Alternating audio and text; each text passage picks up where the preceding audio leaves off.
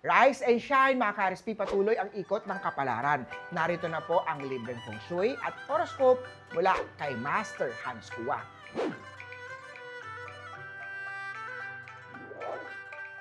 Simulan natin sa mga pinanganak ng Year of the Rat. Posibleng magkaroon ng delay sa financial plano mo. Huwag mainip, may darating na mas magandang opportunity. Silver at 3. Kay Oksamantaya, maganda ang araw para magsimula ng investment. Huwag munang pumasok sa basta-basta lang. Maging mapanuri sa mga papasukang negosyo o investment. Purple at 6.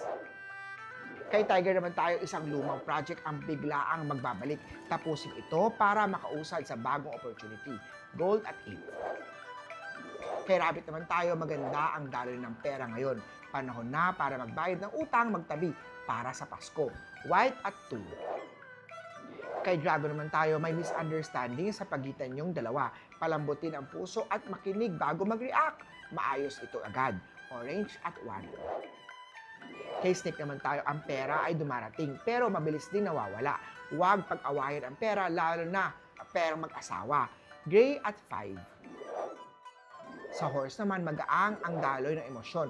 Masarap at mainit ang pagmamahal ngayong araw. Yellow at 9.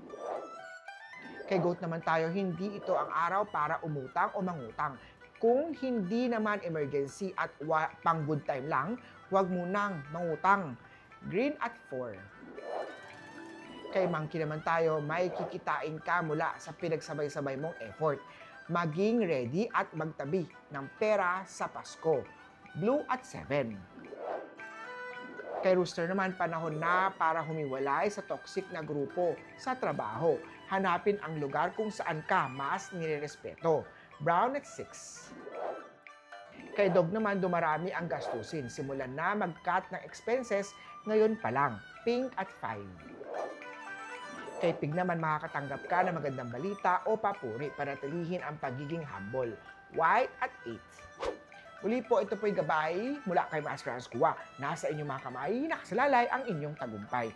Always tayo ating positive at i-manifest natin ang success, mga ka-RSP.